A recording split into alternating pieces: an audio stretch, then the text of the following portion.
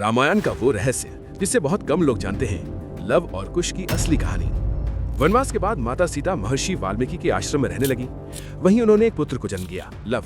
महर्षि स्वयं उसकी रक्षा और शिक्षा करते थे। एक दिन सीता माता लकड़ियां लेने जंगल जा रही थी। उन्होंने लव को सुलाकर महर्षि से कहा कि उसका ध्यान रखिए। उस समय वाल्मीकि ऋषि ध्यान में लीन थे। उन्होंने बस हल्का सा सिर हिला दिया। कुछ देर बाद सीता को चिंता हुई कि कहीं लव अकेला तो नहीं रह गया, इसलिए वे चुपचाप उसे अपने साथ ले गईं।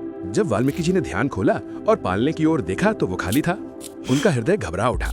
उन्हें लगा कि शायद कोई जंगली पशु बालक को उठा ले गया है। भय और आत्मग्लानि से भरकर उन्होंने तुरंत कुशा घास उठाई और मंत्रों का उच्चारण किया।